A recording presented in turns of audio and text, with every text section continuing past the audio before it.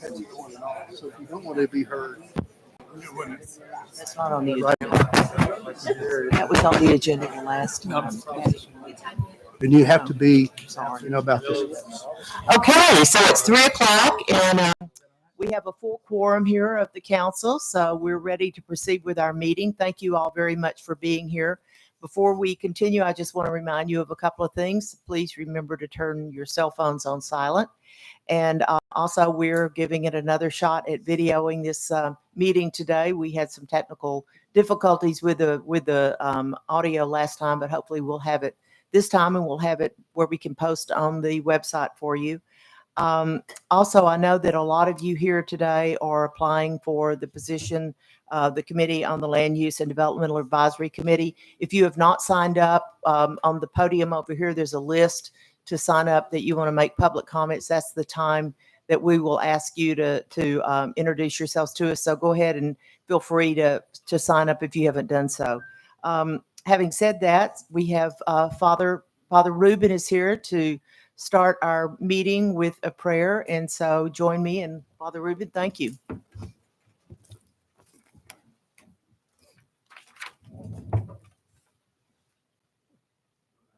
Oh, yeah. Sorry. In the name of the Father, Son, Holy Spirit, amen. Let us pray. Loving and gracious God, you are indeed the giver of all good gifts, and we thank you for all your blessings. We ask that you bless abundantly the council meeting so that its members may continue to seek your wisdom, your guidance, courage, and strength. Be with them in their deliberations and help them to be wise in the decisions that they make for the good of all those who have placed their trust and confidence in their leadership. We pray all this in your name. Amen. Amen. Thank you, Father Reuben. You're Now, please welcome. join me in the pledges. I pledge allegiance to the flag of the United States of America And to the republic for which it stands, one nation, under God, indivisible, with liberty and justice for all. Honor the Texas flag. I pledge allegiance to thee, Texas, one state under God, one and indivisible.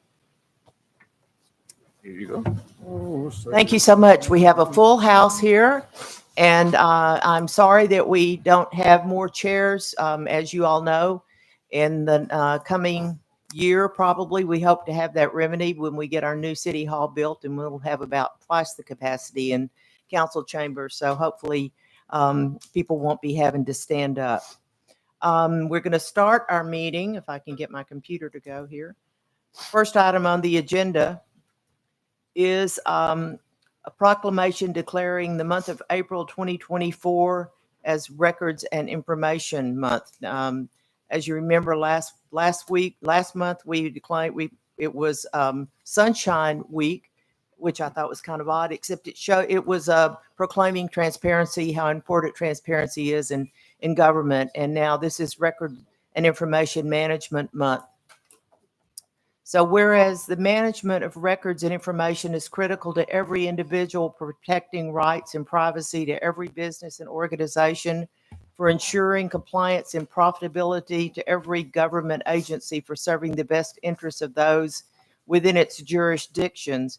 And whereas the city records and information professional, records information manager, Janet Sperling, where's Janet? Okay.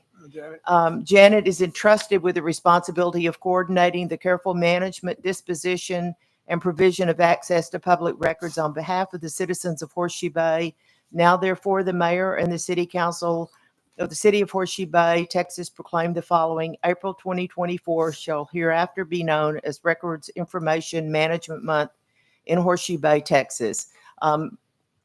Janet does a wonderful job. She gets a lot of information requests, and she gets them turned around really well and does a wonderful job. So thank you, Janet, and also Carrie, for the great work that you do in our managing the tremendous amount of records that come through the city. The next item on the agenda is one that we always enjoy, that's celebrating our staff. Doug Fowler, where are you first? Where's, oh, there. Okay, Doug is going to tell us about Ransom Russell. Ransom, come on out here so we can see you.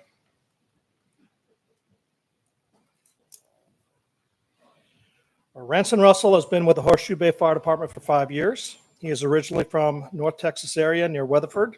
Ransom began his career at Parker County Emergency Service District Number 1 and has worked part-time for several area fire departments, including Marble Falls Fire Rescue, Marble Falls Volunteer Fire Department, and Spicewood Volunteer Fire Department.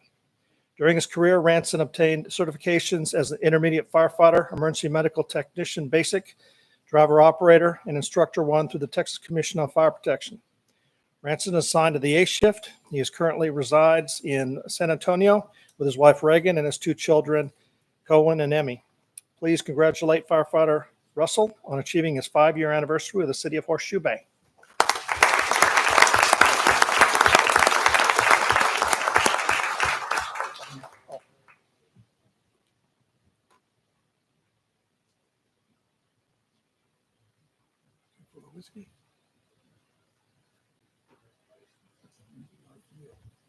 Wow.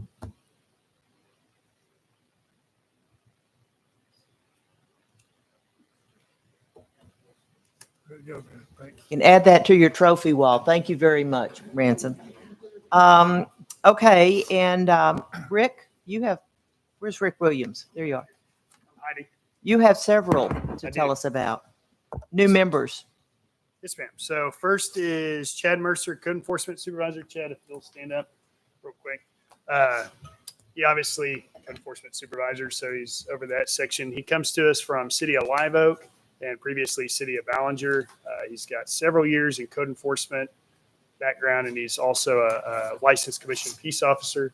So he's kind of hit the ground running, bailing out Celeste, who's been doing a great job running solo for the last couple of months, but we're glad to have him. Great. That's wonderful. And a licensed police officer as well. That's a great addition to the team. Thank you very much. Okay. And then we take a picture. And Daniel? All right. Okay. We want to do pictures or It's up to you. I don't care. go ahead. I'll talk for the next I love pictures, just so long as I'm not in them. one. Unless you want to. Dwight wants to be in this one. No. Y'all are in charge. So. I just want Right to there. prove that I was here.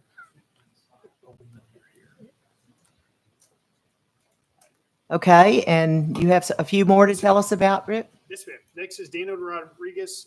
He's the utilities warehouse technician. So he's filling large shoes for Robert Isaac, who's previously in that position. He's been promoted to the purchasing coordinator, and Daniel has taken his spot there. He's got several years of warehousing experience. He's also bilingual, which will assist us with some of doing grinder handouts and contractors. And I think it seems like his eyes have closed a little bit, so not quite surprised by our operation anymore. But he's been an excellent addition to the team as well. Great. Welcome, Daniel. Thank you. Welcome.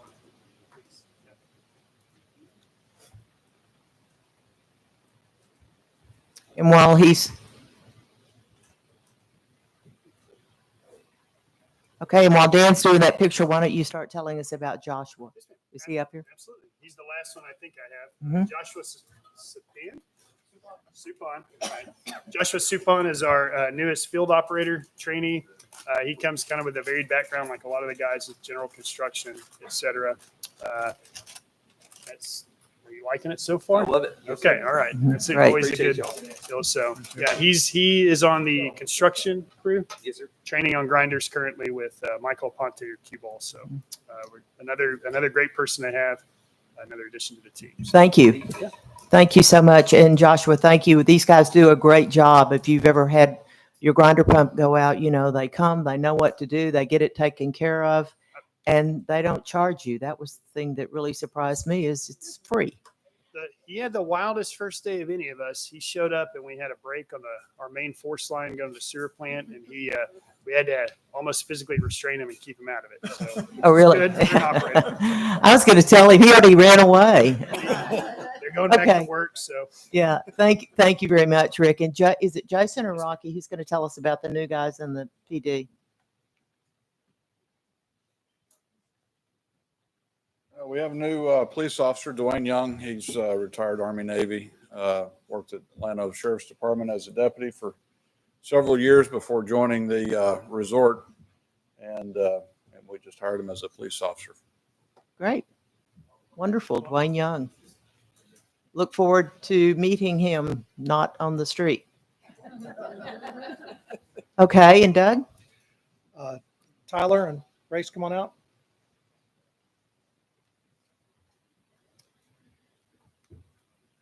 So after a several month process and with over 20 people that applied for the position, we have two new firefighters, Tyler Bryant and Ray Slanders. This is their first full-time position as firefighters, and they just started last week. Wonderful. Welcome to Horseshoe Bay. You guys are in a wonderful place. We need to Yep. Thank you. Thank you so much. Appreciate you all being here. That brings us to the next item on our agenda, which is public comments. The way public comments work is if the item that you want to discuss is later in the agenda, I'll wait until we get to that point to call on you. If it's something that's not on the agenda, then you can speak now. We ask you to keep your public comments to 3 minutes. And the council, under the Texas Open Meetings Act, we cannot engage in a conversation with you on an item that's not on the agenda. We can make a statement of fact, or we can refer it to staff or ask that something be put on an agenda for a later item, but we won't engage in conversation. I don't want you to think that because we don't speak back to you, we're not paying attention to what you say. So Tom Miller is here. He wants to talk about irrigation, I think. Yes, hello. I'm Tom Miller. I live at 103 Anchor Point, and this is my third attempt to try to get irrigation water supplied by the city and not the homeowner across the street. And in November 19th, when I came here, I asked for, some assistance in there. Didn't hear from anybody. Then I talked to Development Services over here, and they told me that that piece of median on Anchor Point belonged to POA. So they went to the POA board, and then they called me back over, and Sandra told me that that area does not belong to the POA, it belongs to the city. So I guess this is ongoing, who owns what, whatever. But the point is right now, the water is being supplied by the property owner and not the city. So I would request that somebody follow up with me and meet me over there and let me explain to them what's going on, and then hopefully get something done. Okay, so in terms of Jeff, you'll follow up We'll with, follow up. And okay. I'll make sure that the development services or the utilities meets with him Okay. out there to see what the situation is. Thank you. Thank you for letting us know. Rusty Stout? Hello, Rusty Stout, 108 Surefire. I'm here today on behalf of the Hill Country Builders Association.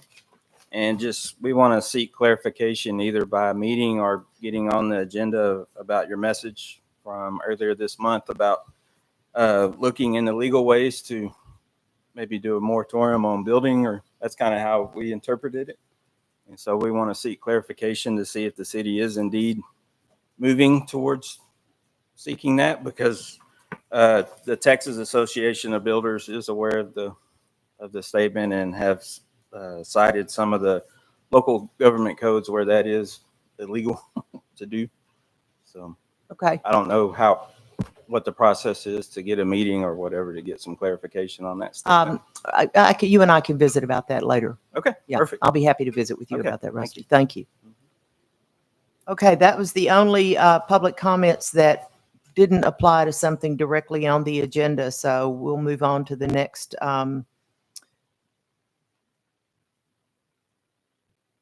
item on the agenda, which is the applications for the applicants. I thought there was did I miss something? No, okay. This is presentation for the applicants for the Land Use and Development Advisory Committee, and you all signed up to speak. So I'm just going to call you in the order that you signed up. And I would ask again that you keep your comments to 3 minutes or less. You've given us your resume. The council has looked at your resume. Some of you had more information than others. So if you didn't give a lot of information background about yourself and you want to fill in some of that, go ahead. Otherwise, just tell us why you're interested in this committee and how you feel you can contribute to it. So the first person to sign up was Donna Klager. And you can go to either podium. It doesn't matter, whichever one is closest to you. Hi, Donna. Good morning. I had no idea I was first. Good afternoon, and thank you for creating this committee because I think it's very important at this time. I'm going to give you a real quick background. I've been in Burnett County for 33 years and in Horseshoe Bay for 20 years, married with Robert Klager. So if you were an attorney against him, I'm sorry. But I wanted to, I sent my resume, and I have a lot of business and nonprofit experiences that started in 1975. I was very, very lucky to learn from very large corporations in how to run businesses and properties. My experience includes local, county, and state leadership positions. I was on the first 2018 Citizens Academy here in Horseshoe Bay, and I served as 8 years as the Burnett County judge and 8 years as county treasurer, and I was appointed by the governor to serve 8 years for the Texas Commission on Jail Standards. So I have a lot of experience of working with leaders and programs that were all involved, including we started the Community Resource Center. If you haven't been there in Marble Falls, it's an amazing. So I founded that and actually ran it for several years. And I was the executive director of the Chamber of Commerce. We started the drag boat races and all the fun stuff. So I've been around a lot and have a lot of experience on putting programs together and working together as a team. I think the most important things is renovations, and you'll be working on land use and development and probably some renovations of programs. And I was very instrumental in working with our team as the county judge in renovating our Burnett Annex on the square. The old jail was renovated into the sheriff's department. And again, we created 2 Marble Falls different facilities. We just took old buildings and made them work to where they were very usable and still are.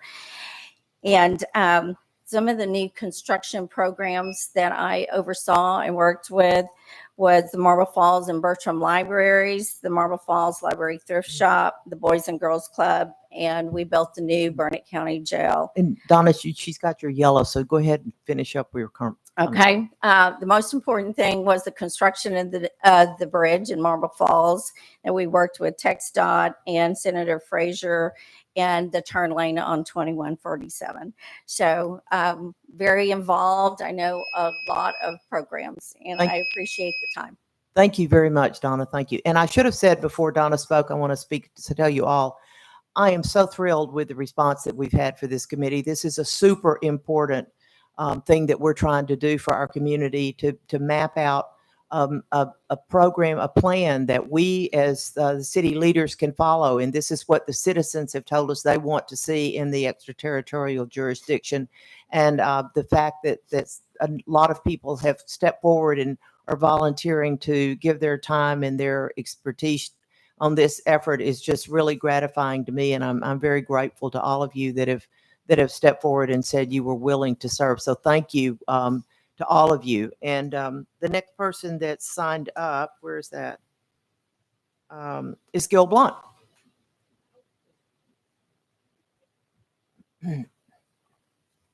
Thank you, Madam Madam Mayor. I think I lost the voice coming in here. If anybody finds it, please give it back to me. You still got plenty left, Gil. Dwight. My name is Gil Blount, and as I said in my application, I've had retired after 30 years with Mobil Oil in human resources. And since then, I've had a wonderful experience of being the president of ESD number 4, which I am now, ESD number 1, and a POA board. And if you can go through a POA board, you can do anything. I think in the interest of transparency, this committee ought to have a representative living in ESTJ, Horseshoe Bay's ESTJ. I am not a resident of Horseshoe Bay, but have lived here for 25 years. And as I said, I think you really need to have a resident. Whether or not it's me is immaterial, but have someone who's not a Horseshoe Bay resident on this committee. Thank you. Thank you very much. And the qualifications for this committee did provide that people could be members of the city or members of the ETJ. So thank you very much, Gil. And the next person is Willie Reinders. So I don't want to step Sure. on so many toes. When I thought about how to introduce myself again, because I've done this more often than I care to remember, I thought I'd start with just a very short summary that for 40 years, I spent in my career working with teams to achieve multi-billion-dollar, multicultural, and multi-continent projects. And in each and every one of those instances and the clients that we dealt with, we always began with someone's concept that then needed to be fleshed out and made into something that was real. But the concept had to have a basis in reality to even have a prayer. So I thought, well, what helps underscore that? So I thought of Lewis Carroll. And Lewis Carroll said that if you don't know where you're going, right, any road will take you there. And I think that's key to the outlook that members of this committee need to have. I think it starts with a concept, obviously, wherein community visions and goals get established and fleshed out. They need to be tied to available funds, in-place ordinances, past commitments, and available personnel in order to get the work actually done, so that it's not just a prayer.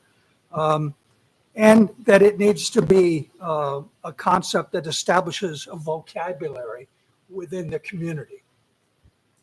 It needs to then be fleshed out into a detailed plan, which needs to be able to be measurable. Because without measure, it's just, sure, we did that, and it's not workable. And the third element that I think is important is success, that it must be defined from the onset. If we don't know what success looks like, we'll never know when we get there. Right? We can work at it forever, but we'll never achieve it. So then I thought I'd end with another quote that just, I think, puts this whole thing into place. And it's from Joni Mitchell. And it says, "Don't always seem to go that you don't know what you've got till it's gone."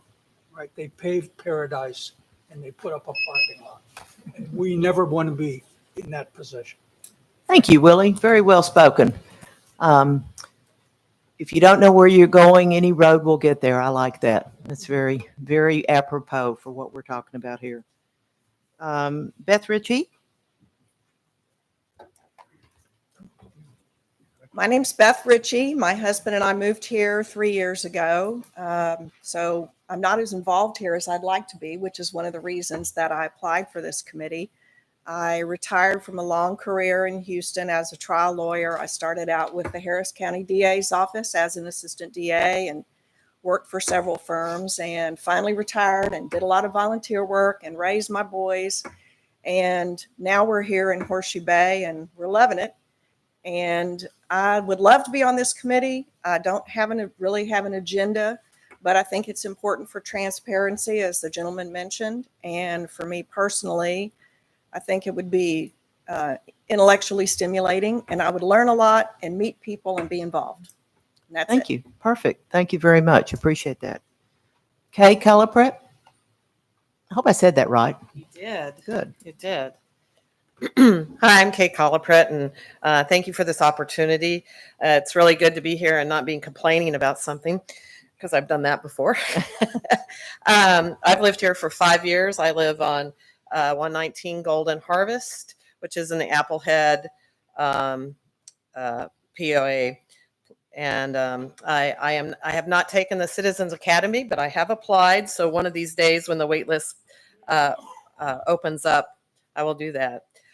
And living in Applehead for the last 5 years, I've had a supporting role to the Applehead POA as my husband is the president. And so I've helped organize board meetings, and through the POA, through this, have gained insight in how the city and the resort and the residents have to work together for the community. We were the POA that opposed the demolition of the Rudd House. And so that I saw exactly how the city and the resort and the community came together and resolved that, although some people were more happy with the result than others. But I saw how that works. And so I've lived here for, I've been actively involved in the community. I've been the president of the 9-Hole Golf Association for several years. I'm active in a philanthropic organization. And the one thing I think I bring to the committee is that I have lived in 2 areas in the state that have undergone expansion, like Horseshoe Bay is starting to do. I lived in Sugarland, Texas, at the beginning of the expansion of Sugarland, Texas, into the mass, into planned developments and how that grew. And I also lived 20 years in Lakeway. And so one of the reasons we moved here was not because of the traffic, but we moved here because of the lower taxes. And the quality of life we felt was a little slower pace than Lakeway. And so I have experienced how that land. I have seen good and bad land use development in the past 40 years that I've been living. And so let's see what else. I've also been a community ambassador to the club and the resort. So I'm very familiar with how the resort works. And I'm also just really willing to serve. I have 20 years in the legal industry. I'm a patent agent. I gave you my resume because I was a little late getting that. But I'm a part-time patent agent, so I have 20 years in the legal industry. And prior to that, I have 20 years in the oil and gas industry, and I have a PhD in organic chemistry. Oh my goodness. Yeah, I guess you can. Okay, thank you very much, Kay. Ryan, down.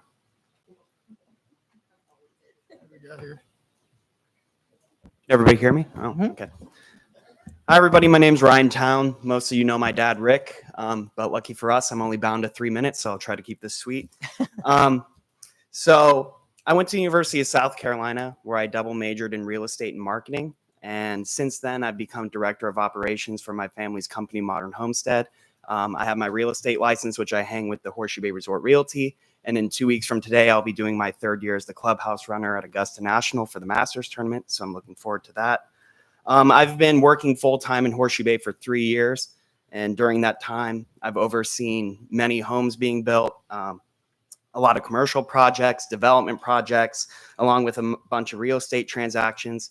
And through that, I mean, I've not only worked with a lot of city departments, but have also understood this market and what the community wants and needs. I recently applied to be on the POA board for Horseshoe Bay POA, but withdrew because I was trying to pursue opportunities with the city. But because of that, I dove deep into the CC&Rs and really tried to understand the history of that so that I knew how that applied with residents in the city itself. I'm midway through Citizens Academy, which is filling my gaps with departments that I don't necessarily work with for my job. It's also helping me understand the long-term plans and goals for those different departments. So that's been extremely helpful. And while I am in development, I'm not necessarily a pro-growth developer. I'm more for smart growth because I know that you can't stop growth. Like you were saying, I've seen the growth in Lakeway. I used to live in Bee Cave, and that, in my opinion, is not smart growth.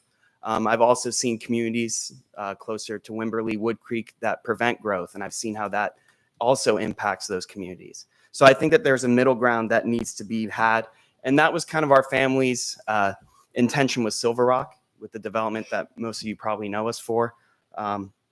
we are trying to make sure that it fills the city's and the community's needs, but we also don't want this to be bad growth. I want this to be the development that's the shining example of smart growth, not just for Horseshoe Bay, but for all of Central Texas. So when we met with our architects last week and they wanted to maximize buildings, we had them take out several because we want this to be something that's better for the residents. So what does future growth look like to me? I think that we need to keep our international dark skies status. We need to keep our Platinum City scenic status, conserve water, no high density like Thunder Rock. We need to keep our sales tax high so that we can keep our property taxes low. And I think that being a young person that lives here, being 26, I plan on being here for a long time. So I would like to have some input on the next 50 years of what my life looks like here. And I'd also like to impact this for my kids and their kids because I'd like to be here for a while. Look at you. You just did that perfectly right in Thank 3 minutes. You must have practiced. Thank you, Ryan. Thank you. We appreciate that. Mike Gus.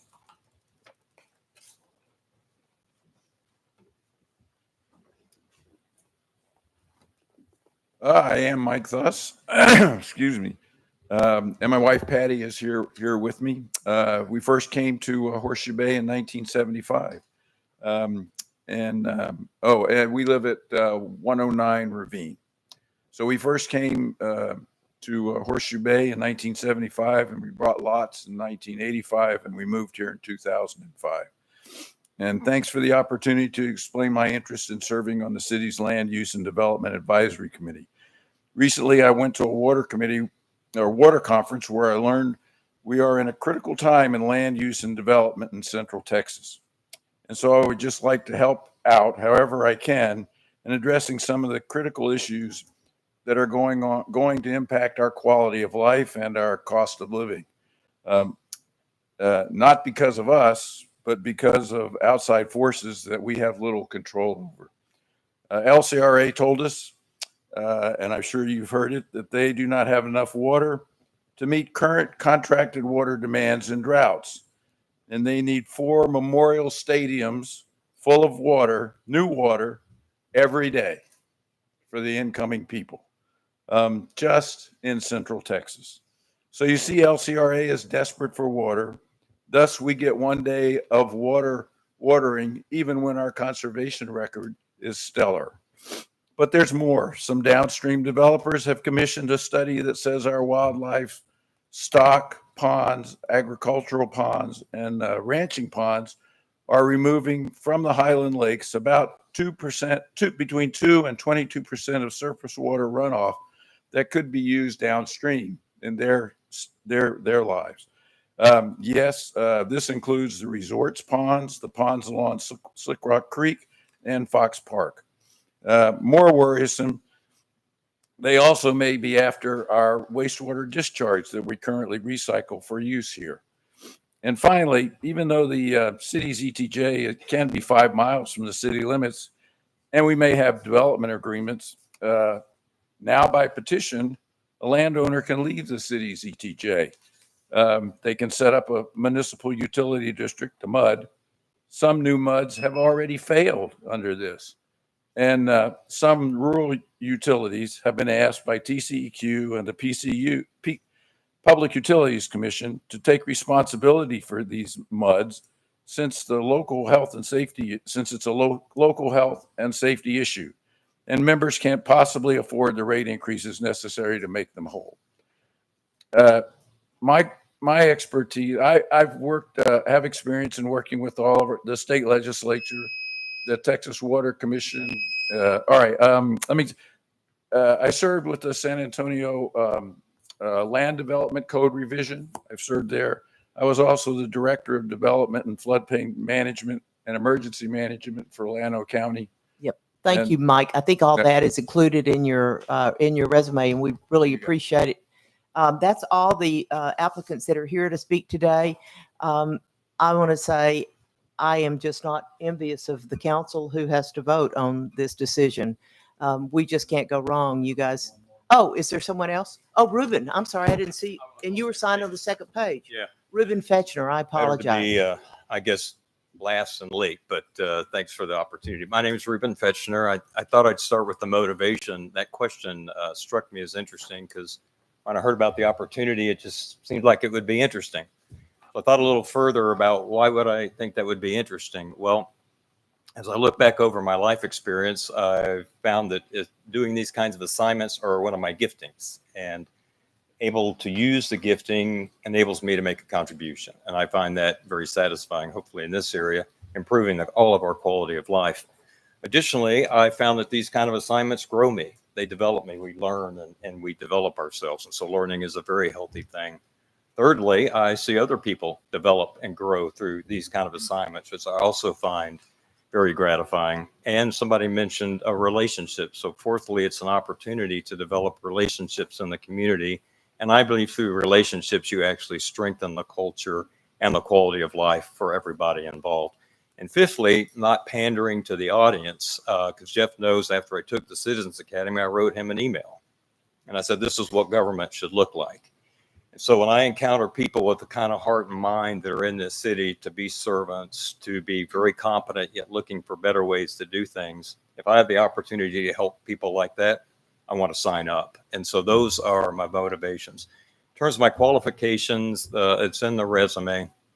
I've led and participated in multiple Fortune 500 strategy and planning engagements, as well as nonprofit charitable organizations. My particular giftings are not in expertise around land use or development, but more in people engagement. And so my strengths are probably more aligned in how we would go about the creation of the plan and bringing it into life.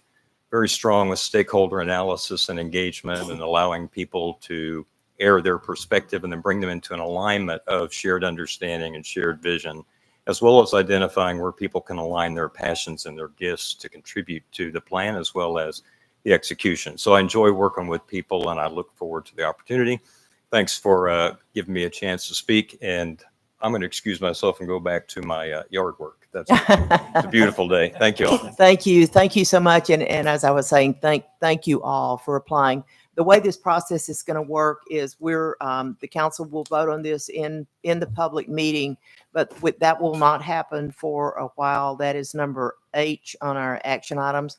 So if you all want to stay, you're more than welcome to stay for the rest of the meeting. If you have other commitments and you need to leave, we certainly understand, and it won't count against you. So if anyone wants to leave, that's perfectly fine. But thank you all for your interest in this. And as I was saying, I don't envy the council members in having to make selections because we have some wonderful qualified people, and I'm just really honored that you all are willing to step forward and do this. So thank you.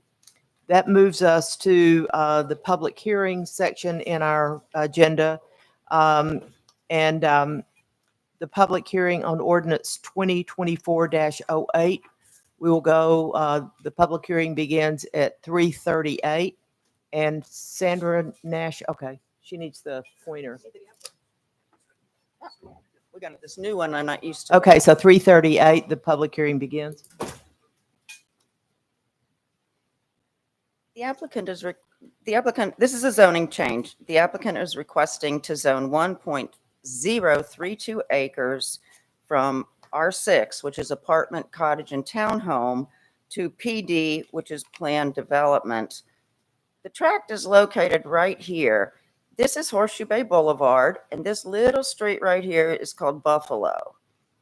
At one time, there were condos on this property, but the condos have since been demolished, and the property is now just vacant.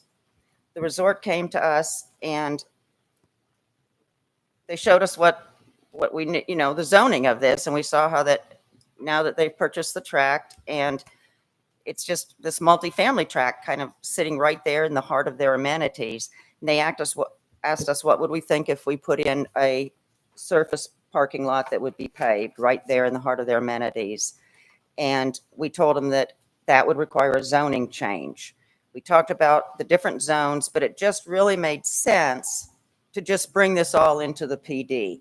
The land all surrounding it is an existing PD, and since it's the same owner, it just seemed to really make sense to bring this piece into the PD.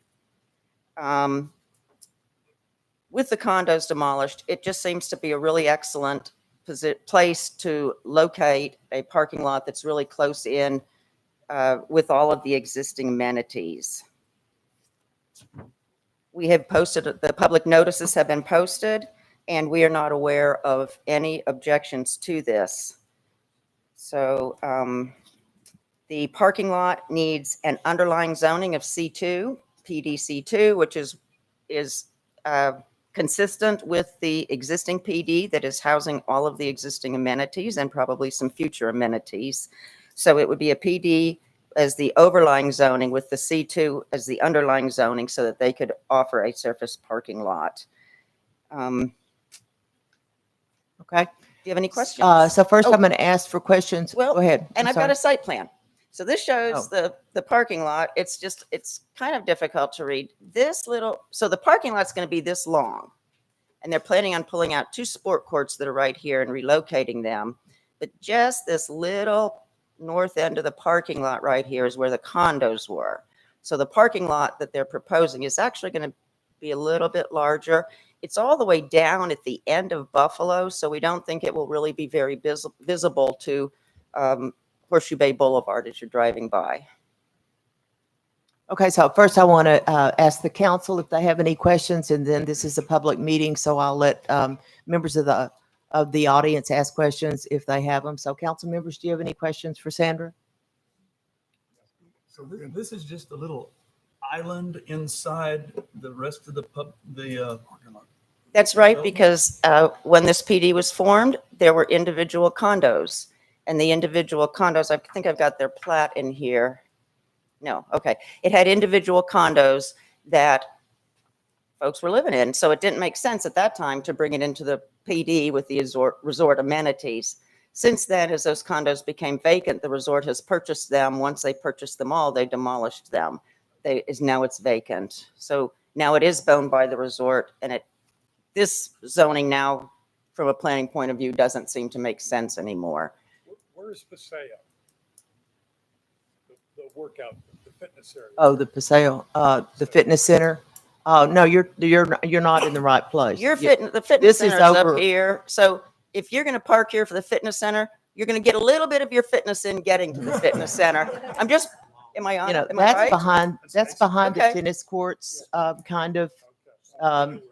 It's going to line up with the new building that the resort is anticipating building back there to replace that white tent. So that'll be parking, I believe, available for that. Am I right? Okay. That's correct. So does anyone in the audience have any questions or comments about this item? I did open the public meeting at 3:38. Oh, I didn't Yeah. hear that. I'm Yeah. so sorry. You were supposed to write that down. I know. I didn't hear it. And Mayor and Council, this is a time for the public to come and make a comment for the public hearing, not to ask questions. Oh, okay. I suppose it would be comments. And does anyone have any comments? Okay.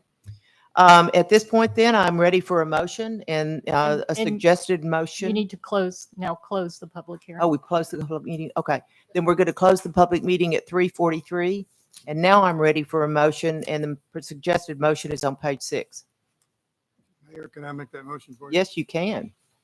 I move to approve ordinance 2024-08, rezoning 1.032 acres on Buffalo Street from R6 apartment, townhousing cottages to PD C2 plan development with C2 central commercial base zoning. The motion is by Council Member King. Do I have a second? Second by Council Member Morgan. All in favor, say aye. Opposed? The motion passes. Thank you, Sandra. So now we're ready for ordinance number 2024-09. We'll open the public meeting at 3:44. And Rick, is this you? Who's talking about ordinance? And this is a public hearing, so you're opening the public hearing Yes, at what did I say? meeting. Oh, I'm sorry. It's a public hearing on 3:44. At the Okay, so Carrie's going to tell us about this one. This is a adjustment based on a law that was passed at the last legislative session, House Bill 1922. It just requires cities now to reauthorize their building permit fees every 10 years with a public hearing. And we have passed ordinances with our building permit fees, I think last September or most recently, but we did not hold a public hearing. So that's all this is to get us in compliance with the new law. The fees are not being changed. Okay. Council members, do you have any questions or comments on this? All we're doing is reaffirming what we've already done. We're not changing anything. Yeah, that's correct. And are there any comments from the public? Okay, we will close the public meeting at 3:45. And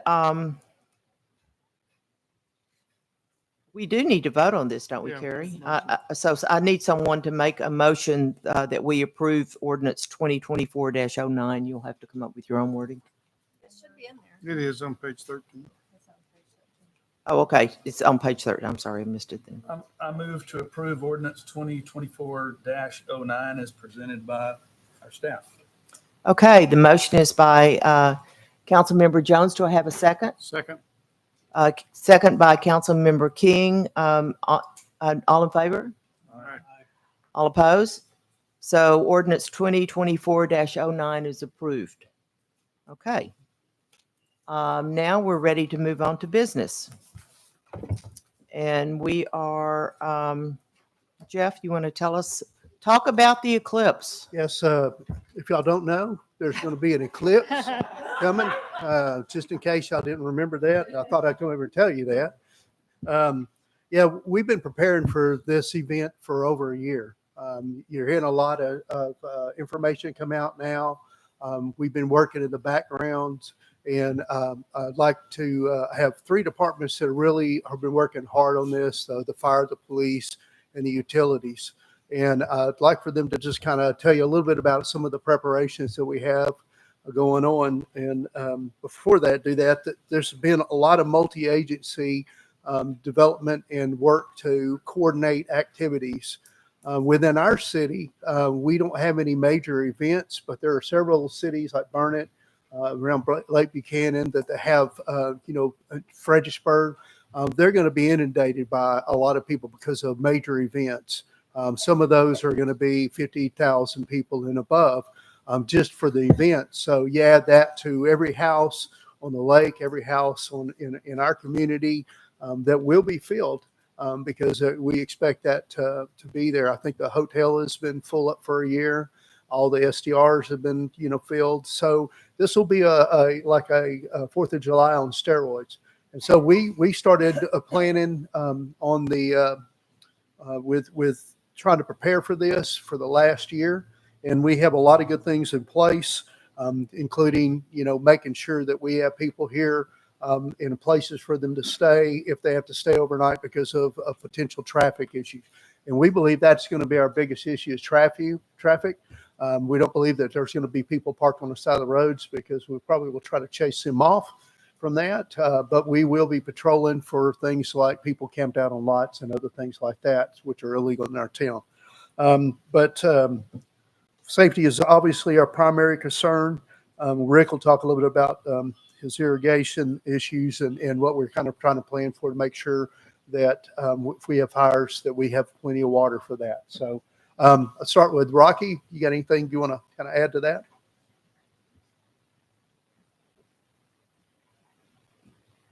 Well, like Jeff says, we've been plotting and planning, scheming and scamming for about a year on this process, this event. And we're working closely with county law enforcement on either side of us, Burnett and Llano, as well as state resources such as Department of Public Safety, Parks and Wildlife, LCRA. We have an operational plan that's we've drawn up that, we'll not go into that here, but we do have things in place and resources coming in to support us. So we're in pretty good shape is the way it looks right now. Thanks. Chief?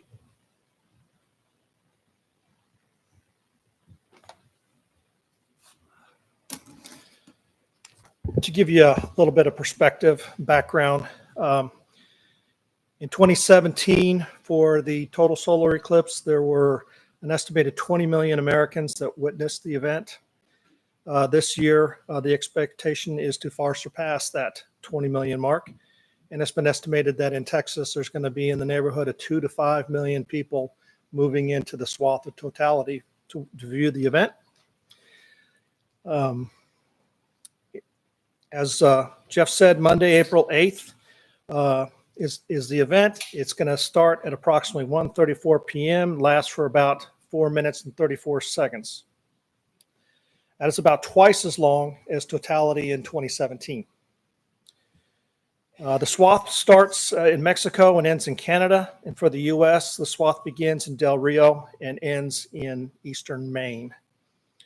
The swath in Texas is approximately 120 miles wide, roughly from Brady to Austin. In the last 150 years, there have been 15 total solar eclipses in the United States. The next one will not be until 2045. So that's another reason why we think it's going to be kind of popular.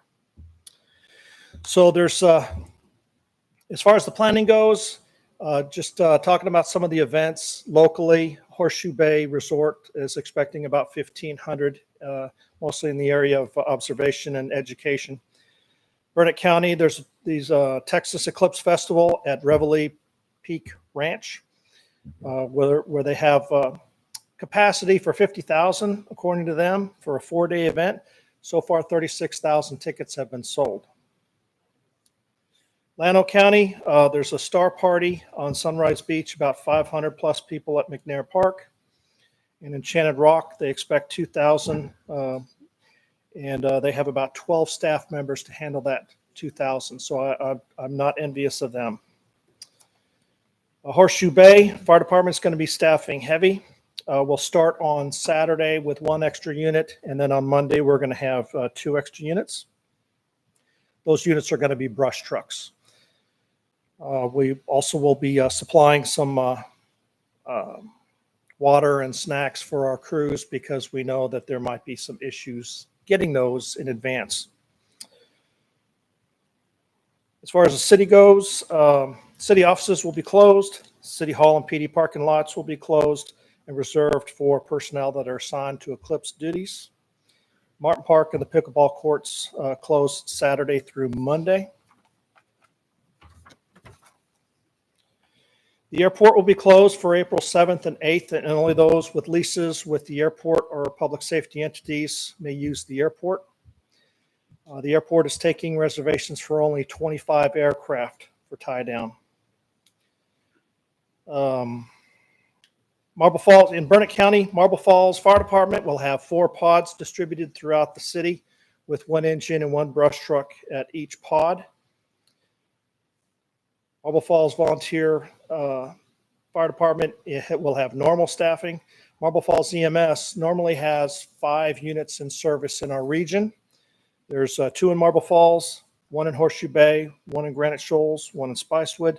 But for this event, they're going to staff 2 more units, 1 for Marble Falls and 1 for Granite Shoals. And just an FYI that whenever our unit is transporting or involved in a call and they're leaving the area, a unit comes in from Marble Falls to back up. So we almost always have another unit here. I'm trying to avoid talking about law enforcement because we don't talk about law enforcement, what they're doing, how they're doing it, when they're doing it. But suffice to say, as the chief said, there's a lot of activity in that regard in the region. There'll be an additional Hamilton County EMS unit at Sunrise Beach, as well as 1 additional evac helicopter. The Burnett County Commissioners Court has issued a disaster declaration for the 4th through the 10th and a burn ban. The strategy being used for these disaster declarations is just accessing any resources faster. It's my opinion that we don't need to do that here. We've got the resources we need, or we can access those through the county emergency management coordinators in Burnett or Llano counties. LCRA will have 2 boats on Lake LBJ. Hamilton County EMS will have 2 additional transport units for a total of 6. Llano and Buchanan Volunteer Fire Departments are going to have normal staffing. Round Mountain will have 1 additional Starflight helicopter, so we'll have 2 extra helicopter ambulance transport units in the region. TxDOT will not work on projects that use temporary lane closure on Eclipse Day, and they will not open lanes that have been closed by the Jersey barriers, or what we call, heavy blocking. And they will not enforce bans on camping in the right-of-way because they don't have the personnel to do it. So that's a concern. LCRA will not ban individual watercraft on Lake LBJ, but for future reference, Horseshoe Bay has the authority, if it so chooses, to enforce that. And then advice for the public in Horseshoe Bay. Solar glasses, I hope they're still available. They were when I wrote this, but if you don't have them, get them quickly, because the last week there won't be any available. Grocery stores, fuel stations are going to be busy, so we advise, do your grocery shopping by the Thursday before the eclipse, and the same with fueling your vehicle. We know restaurants are going to be very busy. Traffic will be heavy, especially after 2 p.m. on Monday when the event's over. And lastly, cell phone service may be poor, especially during the eclipse, as people send pictures and video of the eclipse. Access to 911 may be poor. Residents with landlines in their home may want to invite neighbors to use their landline in case of 911 access. And because of a recent survey in the area, we now know that about 10% of residents have landlines. So few and far between. That is all I have. Thank you. Thank you, Chief. Okay. And then Rick, Public Water Utilities, no, you go here. Mayor, Council, the utilities prep is mostly centered around logistics. Traffic is our main concern, the ability to recall operators. So we have put department on notice that starting on Friday, they're subject to full recall. We'll monitor traffic Friday and Saturday with an anticipation that I probably will recall staff with the exception of utility billing on Sunday and Monday. Again, mostly because a lot of my staff lives either far out by Llano or Buchanan or Burnett, Marble Falls, et cetera. And with a lot of those festivals being centered in those towns, we are concerned they'll be able to get here in a timely manner. So we have preparation to house them on site, to be able to provide for them, et cetera. As far as water use demands, which Jeff alluded to, we are prepped for a Independence Day celebration type weekend, with one exception. We don't think water demand will be as high as that because it won't be 105 degrees for the last 30 days. So we think the irrigation demands will be less. We will ask for voluntary conservation, that we not use water on those days. We don't irrigate. We'll send out a blast and remind people that just so we can protect the towers in the event there is a fire, et cetera.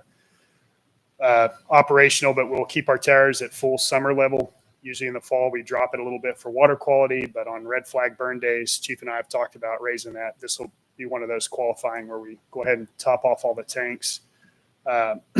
In-house fuel and logistics, we have enough fuel on site for 2 weeks of our normal operations. We will reserve that and use pump fuel until the point where it either does run out or not. Whatever day that is, we'll switch over to ours, gas and diesel. We have enough on site to run generators, although power loss, not really a concern. We're told with this, although ERCOT, a little bit conflicting messaging, but we're satisfied it probably won't. But if it does, we're prepped to switch over to generators, have those staged and prepped. Communication-wise, we maintain our own two-way radio system, so we will use that. In the event that we lose internet, since our phones are internet protocol, we will switch to our call center, which is based out of Jacksonville, Florida. So it may not necessarily help the residents here if they're on cell phones, and that's an issue. But as far as us, we can switch over so that calls can still get through. That's pretty much the bulk of our stuff. Mostly it's just we're prepared for higher influx. The sewer plant, I'm told, can handle twice what a typical 4th of July day illicit. So we're not really concerned with that. So I think we're in good shape as far as that goes. Thank you, Rick. Thank you. And just for the benefit of the council, if your neighbors are asking you about if their trash day is on Monday, their trash day will be on Tuesday. Yes, ma'am. Yeah. Thank you. Well, my trash day's on Monday, so I care about that. Yeah, we will. We'll move it. That is a good point too. The Reclamation Center, we will ask to close on Saturday, Sunday, Monday, and then be open for normal business on Tuesday.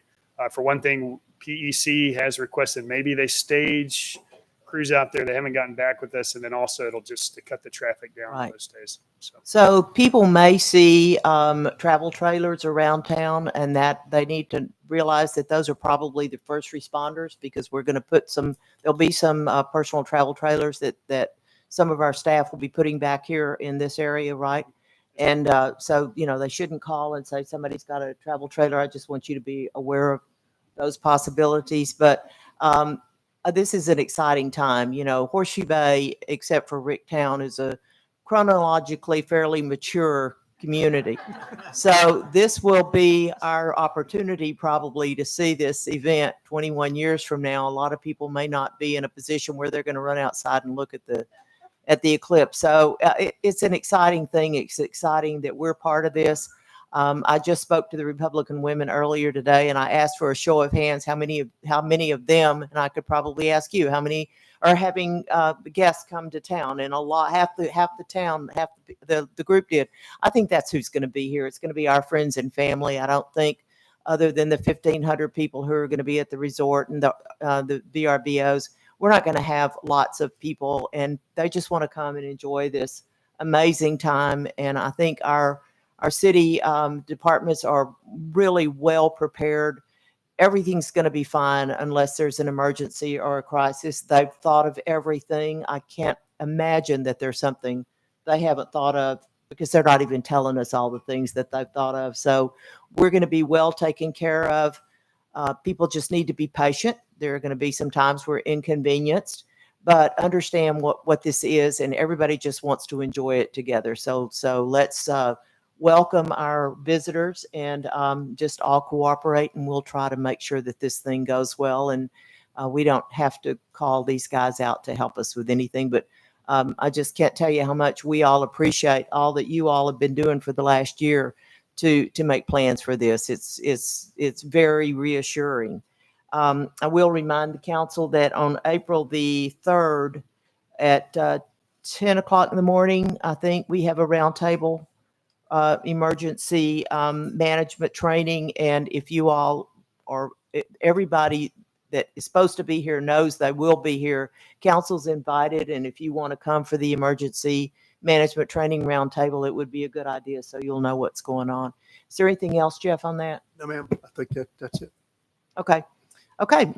We don't need to take any action on that. So moving on to the next item. I can't believe we're already talking about the 2025 budget. It feels like we just passed the one we're living under, but Molly Jester's got something to talk to us about the calendar. Good afternoon, Mayor and City Council. My name is Molly Jester, and I'm the Finance Director. I am here to present the budget calendar for the fiscal year 25 budget. The calendar is preliminary and it can be changed. It was also included in your packet for review this past week. There is no action required on this item. And are there any questions? Any questions for Molly? Okay, thank you very much. We appreciate that. Okay, moving on to the next item is a request for a third building permit extension on property located at 2201 First Street, Corker Construction. Yes, ma'am. Hi, Christina. Hi, Mayor. Thank you. So this is a third re-permit. They exhausted their second one. The third will expire very soon, but they're very close. They are really almost done with these projects. So they just need to get their fees caught up. And that would be, if you approve the third re-permit, they just need to pay for that. And I think within the next week, these projects will be closed, CO'd. That's for 2201 First Street and 2504 Stagg. They were permitted on the same day by the same builder. Okay, so these is the builder here? Yes, I'm sorry. The representative is here. Okay. So So these building permit, I went up and looked at these, both of these this weekend. This is manufactured homes, right? So these building permits were issued January 5th, 2023 for a 9-month period. And we're now, 15 months into it. Why did this take so long? I just joined the legislature about 2 weeks ago. I know there was some different management, a lot of directors have retired. And so I think that was just them dropping the ball with the employees. Their corporation is in Dallas. So, and there have been a Council, lot of red, Do you want the speaker to go to the I'm podium sorry. to give Yeah, her? but that's okay. I probably do, but that's fine. I just wanted to understand that. But you can be seated. But so Christina, let me ask you this. These things have been red tagged, both of them. Why? For non-payment of permit fees, re-permit fees. Their second re-permit fee was not received. And after several notifications, we had to put them in enforcement stop work order until they paid their fees. Okay, so have they paid their fees? They have. They've caught them up. Yes. So the $3,500 for the first and second on each of these have been paid. And how about so now if we grant this one, we will get 5,000 from each of those. Yes. But Yes, to ma'am. me, it looks like the houses are finished and ready to move into. They are very close. They need their final inspections, which I believe one of them just recently passed. So they are very close. Yeah. Yeah, one of them might need a balcony around yeah. Okay. Yeah. Okay. Yeah. Okay. So Council, do you have any questions? Okay, so we'll take action on both of these separately. So I need a motion on 2201 First Street. Before we do that, Jeff, do you have any comments? No? Okay. I need a motion on the extension on 2201 First Street, which there's a suggested motion on page 22. I move to approve Corker's Construction requested third re-permit for 2201 First Street for 60 days for $5,000. Thank you. The motion is by Councilmember Morgan. Do I have a second? Second by Mayor Pro Tem. All in favor? Aye. Opposed? The motion passes. So is there anything to add on 2504 Stag, Christina? no, ma'am. They're Same. exactly the same. Yeah. Okay. Mhm. So on page 24, there's a suggested motion for 504 Stag. I'll move to approve Corker's Construction requested third re-permit for 2504 Stag for 60 days for $5,000. Okay, thank you. The Second. motion is by Councilmember Jones. Is there a second? Second. Second by Councilmember King. All in favor? Aye. Opposed? The motion carries. And so hopefully those houses will be finished promptly and we will be through with them. Okay, so now we're moving to a request for a third building permit on the property located at 1902 Bay West Boulevard, Texas Custom Homes. The applicant Okay. is here, I believe. Yes. Oh, yeah. So that third, they are actually asking for 90-day extension on this one. They feel like they're going to need a little bit longer than the standard 60 days for a third, which Okay. I think is good that they know their time frame. So Okay, and this applicant is here? Yes. Okay, I think, would you, wanna- the council members may Yeah. have some questions. Would you go to the podium? Sure, afternoon. So, why do you think you need another 90 days? The house is moving along. It is. We just passed the wallboard inspection. I've got cabinets ordered and all the interior, just to play it safe. We want to go with 90 days. Okay. Council, do you have any questions? What is your name, sir? Frank Zapata. Zapata? Yes. Any questions for Mr. Zapata? Have your other two extensions been paid for? They have. Okay. Do you remember when those were paid for? Were they maybe Chris- recent? they were in time. Yeah, they were on As time. they were Okay. due. They were. Do you think this will get it done? Yeah, absolutely. Any other questions? Okay, so on page 26, there's a suggested motion. Yes. Make motion. I'm sorry. I move to approve Texas Custom Homes requested third re-permit for 1902 Bay West Boulevard for 90 days for $7,500. Thank you very much. Councilmember King has made the motion. Is there a second? Second, was that who? Oh, by the Mayor Pro Tem. All in favor, say aye. And opposed?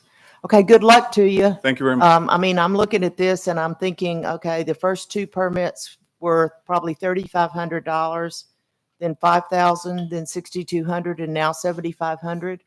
You could have added another, you could have built a house. So, you know, hopefully you can get this done in the 90 days, and I'm sorry that you've had delays. Sure, thank you. Okay, so that moves us to item F on the agenda, Resolution 2415. Okay, this, okay, so this is, are you going to talk about this, Rick? Is this you? Okay. Yes, Mayor. Unless. No, go ahead. Okay. All right. So this resolution here is a request for the city council to direct the city attorney to petition to initiate. Directing the city attorney to ask the prosecutor to initiate a petition in municipal court regarding substandard building at 1305 Stagecoach, which is the Fox House. I won't read the staff report verbatim, but the gist of it is on February 25th, the structure at 1305 Stagecoach, known as the Fox House, did catch fire. Horseshoe Bay Fire Department battled the fire. It was their estimate. There was a total loss. We observed, as sort of the acting building official, I observed that the structure may not be sound. So we asked ATS, that's our third-party inspector, to issue a report. That report is in the council packet. It was their observation that their opinion that the structure is unsafe. So based on that, acting under the authority of the building code, we were able to fence it off to prevent outside people from accessing the site because there are some structural, it's in the report, there are some structural deficiencies with it. Part of the code says for us to continue to do that, or for us to take action in the event that the homeowner does not wish to take action, that we need to initiate this process. It's my understanding, but probably a question more for the city attorney. If we initiate this petition and we are granted it, it doesn't compel us to take action. It just allows us to take action if we need to demolish it. It's my understanding with speaking with the Rayleighs, who are the current owners, that it may be their wish to go ahead and demolish the structure since it is. There have been several entities have looked at it and deemed that it's substandard. This is the process to allow council to direct us. Okay. So. And I'm going to table this resolution until after we have this, discuss this in executive session, because we need to get advice from our attorney who's sitting there next to you. We are not going to take any action at this time. If based on what she recommends to us, we will decide what to do. But at this point, my feeling is that since the Rayleighs are here and intend to do it, and I have spoken with the city attorney, with the our city prosecutor, and we'll discuss that in the executive session. But at this time, Mr. Rayleigh has signed up for public comments, and I'd like to give him an opportunity to address the council. I have met with Mr. and Mrs. Rayleigh, as Jeff has, but you all have not had a chance to meet them, and I'm glad for you to have this opportunity to hear what he has to say. So go ahead, Mr. Rayleigh. Thank you. My name is Paul Rayleigh. My wife, Jennifer, is over there. We've owned the house for a number of years, and it's taken us a period of time to get to the point where we were, got through the architectural engineering specifications and then started the permitting process. We had our lives tied up in this house, and it's unfortunately in a state now that it's just not feasible to repair it. We've had many people come out and look at it. Myself being a contractor, I've had other contractor people who have a very good understanding of these types of things. We've already established some lines open so that we can have a team come in and help us to clean up the site. And our desire is to save good portions of the rock so that they can be reused in a new home site. The sign, the historical site marker, it was lost. I've got portions of it that I was able to save out of the structure, but we've already reached out to the state Since it's our property, it would be our submission to them to get a replacement for it. So we've already looked into that and started that process. Okay. And council members, we will be discussing this in executive session, so you can ask your questions of Dottie at that time. But if you have any questions for Mr. Rayleigh, this would be the time to ask them. Just say we feel your loss. Thank you, sir. Thank you. Okay, thank you. And as I said, I'm going to table this issue. It may stay tabled through the next meeting. We can do that. So we're not taking any action at this time on this one. Yes, ma'am. Thank you. So we'll move forward to awarding contract on 2024 street improvement project. Tim Ferrand. Good afternoon, Mayor and Council. Invitations to qualified contractors to bid and submit proposals for a street improvement project were advertised and mailed out 60 days ago by Willis Engineering. We only had one contractor bid this job. The sealed bid was opened by the city's Legislative Services Director on March 14th, 2024 at 10 a.m. in City Hall. The bid was for Marin Concrete in the amount of $2,267,105.70. The scope of this project includes providing all labor, materials, equipment, and services necessary for the complete construction of the project as shown on the drawings and specifications in the contract documents. We had $3.1 million in the budget for this project. At the February 2024 council meeting, council approved a change order adding 4 streets out of the FY24 road project to the FY23 project. The total cost of that change order was $510,884. So we deducted that from the 24 budget number, which left me 2.589116. So the new contract, we came in under that, but on top of that contract price, I need to add the engineering at 8% and the lab testing for the road construction. So after the bid opening, Willis and I reviewed and examined the bid for completion and accuracy. Based on the bid provided, is my recommendation to award the contract to Aaron Concrete. We have had a history of working with Aaron Concrete on several areas, including Horseshoe Bay West, Pecan Creek, Highlands, Clayton Nolan, and obviously the 23 project. They have provided us with professional workmanship in the past and outstanding working relationship with the residents of Horseshoe Bay and the city. The contract is being reviewed by the city attorney. Therefore, actually that's done and they got the comments back to us. I went over contract documents with Tony yesterday. He agreed with all the additions to the contract and we'll add them into before we have the contract signed, if you award the contract. Thank you. Council member, do you have any questions for Tim? I just wanted to comment. I did discuss this with Tim before the meeting, and when I did the numbers, I thought that we came out $322,000 ahead, and then he explained to me that no, after we deducted the testing and the engineering, we'll probably still be what, $75,000 under budget. And this is an example of what happened as a result of doing the interim contract where we didn't have to pay for restaging. So thank you very much for bringing that forward, Tim. That's very helpful. You're welcome. You all have any questions?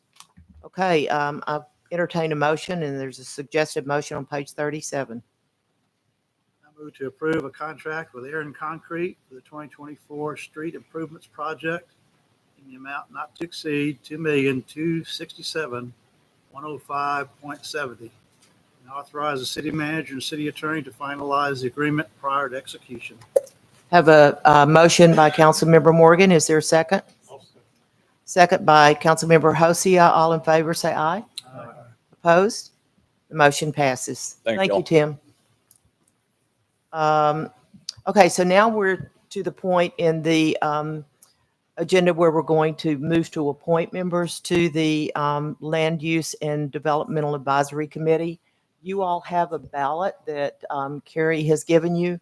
that I would like for you to mark up to 7 applicants. That's the maximum number that can be on the committee. I would like to have at least 6. That's just to divide the work up. And and I'm going to require that every applicant have at least a majority of the council votes. So there needs to be 3 votes for everyone to be on the committee. So please, I would like for you to mark your ballot. We can have discussion. And also you need to circle. How did you end up with I about? redid them with the columns. They should be Okay, so selected. there's a column for you to mark who you would choose to to serve as the chair. We will appoint the committee and appoint a chairman. So at this point, council members, do you have anything you would like to say? Any discussion on this process? I Or would like to say it really is a very difficult job because I didn't see anybody who I could just say, not qualified. I mean, thank you so much for all of you all who came forward. We're very blessed in this community. Thank you. I agree. And this really is an important committee. It's this is we see what's coming out on 71, and we need some direction. And so this is something that I'm really excited about. I was enthusiastic about, and I'm really pleased that we had such great applicants. So if you all have no further questions or comments, why don't you pass your ballots to Carrie and she'll tabulate them. And can we move forward, Dottie, with the consent agenda while she's doing that, or do I need to wait? You can table this until after the consent agenda. Okay, all right, so we'll table item H and we'll move forward to discuss the consent agenda. Council members, is there anything on the consent agenda that you'd like to see removed? Okay, no?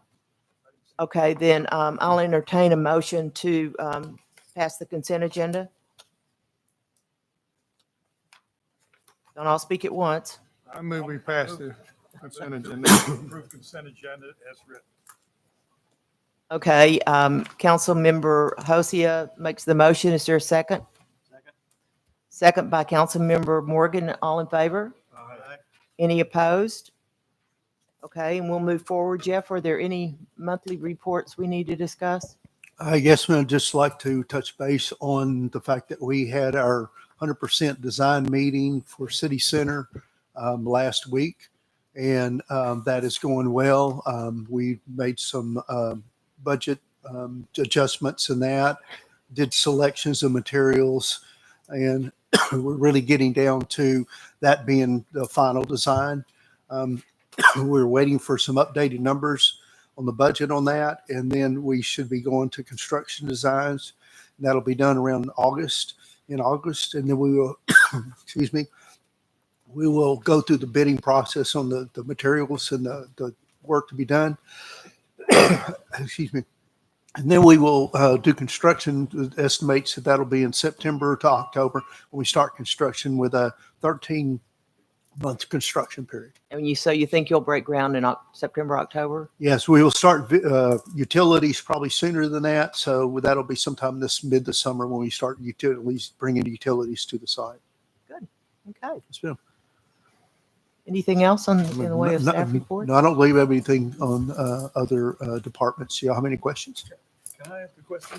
Sure. Did we ever get with TML on their liabilities issue on the bike lane? Yes, ma'am. Yes, sir, we did. And I got the memo today. And what I was going to do is going to take it back to the Transportation Committee and talk with them about it. Also, I've invited the police to discuss it. We've gone out and looked at the site. We looked at some of the individual places where we think we have some risk of the safety there. And so we want to bring that to the Transportation Committee to discuss that with them. And basically what the notice says is that most cities can do bike lanes and there's not any major risk associated with having a bike lane. As far as the boulders that are there on the sides, they said we really don't, because that is basically owned by another party. But there is a suggestion to maybe go to that other party and have an agreement to ensure that there is that the liabilities lies with the owners of the rocks, basically the structures are there. But as far as what the city has, I think that is pretty clear. We left it, though, one of the things that we want to take back to the committee too is that when we talked with the police department about lowering the speeds, and we wanted to take that to the transportation committee as well. We had that, I guess it was an opinion from our a legal counsel. Is there any reason we couldn't share that with council, Jeff? Yeah, we can share that. I'll email it to you. Okay. But it has basically kind of a summarize that. Is there anything else that you would? No, that was pretty much it. The risk pool didn't have very many claims from cities with somebody getting injured in a bike lane. Yeah. So why don't we, since Councilmember Jones passed, why don't we pass that along to them, because I thought it was a good opinion. I'll send that to you. Okay. Thank you. How are we doing, Carrie? Almost. I guess we'll just talk amongst ourselves. Should be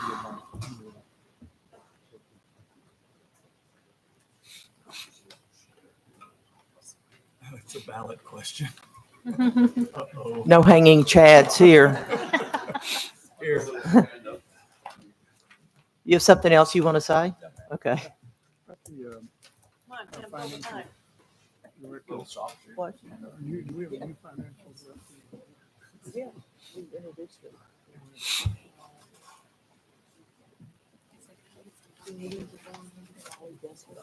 We had somebody else. We had filling in. Who was there? She's been working. Sorry. Thank you.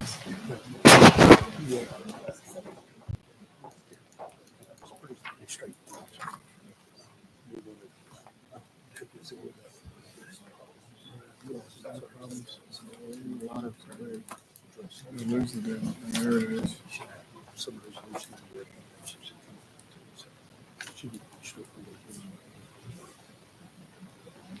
You know, while we're waiting, do you have any update on, I almost hate to say it, on the internet? I've been seeing trucks out. Yes, they did start work on Ferguson Road, and they did some work down there. But Tim and I talked about that, about setting up a meeting this week, tomorrow, to talk to them. Did you get a response back?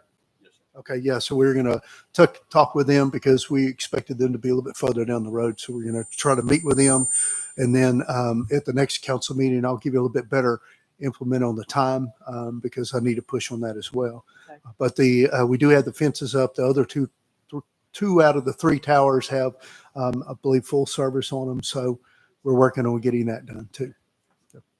Okay, great. Thank you, Jeff. Okay, so I do have the results of the council vote. So the Land Use and Development Advisory Committee will be made up of Gilbert Blunt, Kay Collipert, Reuben Fetchner, Eddie Greer, Donna Klager, Mark Knudsen, Willie Reinders, and that's it. 1, 2, 3, 4, 5, 6. Yeah. 7, yeah. So it's Gil Blunt, Kay Collipert, Reuben Fetchner, Eddie Greer, Donna Klager, Mark Knudsen, and Willie Reinders. And the chairman will be Donna Klager. Okay. Mayor, you should ask for a motion to approve. I need a motion to approve that agenda. And Jeff, do you want to make it, since I'm standing, you're sitting right here, and you can. Yes. Okay. I would like to make a motion that the council approve the committee as follows: Gilbert Blunt, Kay Collipret, Reuben Fetchner, Eddie Greer, Donna Klager, Mark Knudsen, Willie Reindeers. Put this. To the Land Use and Development Advisory Committee. Okay. So the motion by Councilmember Jones. Is there a second? Okay. Second by Councilmember Morgan. All in favor say aye. Aye. Opposed? And then I need a motion for the chairman. Mayor, I move that we appoint Ms. Klager as chair of the committee. Okay. Motion to appoint Donna Klager as chairman by Councilmember King. Or a second? Second. All in favor, say aye. Aye. Opposed? Okay. Okay, I believe that's the end of our agenda. We are now going to go into executive session at 4:29. And if you all wish to stay, you can stay, but you can't stay in this room. We will reconvene the meeting after the executive session, and we have 4 items to discuss. So, Mayor, you have yes. to read the items into the record, and these are from the Texas Government Code. So Read that what law- items? The law requires you to announce the item in the second. So I need to read the executive session items? Okay, we're going to do I read that before I say what time we're going into executive session? Okay, so the items that are going to be discussed on the executive session are relating to the Fuchs House property and consultation with the city attorney, 551.071, deliberations about real property, 551.072. Item B, relating to the requirement of the Texas Open Meetings Act, consultation with city attorney, 551.071. Number C is consultation with city attorney regarding pending litigation, civil action number 1-21-CV-1156-RP, Legacy Housing Corporation v. the City of Horseshoe Bay, Texas, the Horseshoe Bay Property Owners Association, Inc., and Jaffe Interest LP, FKA Horseshoe Bay Resort Limited, FKA Horseshoe Bay Resort, Inc., 551.071, and item D relating to Development Services Director position, personnel matters, 551.074. So we'll go into executive session at 4:31. Thank you.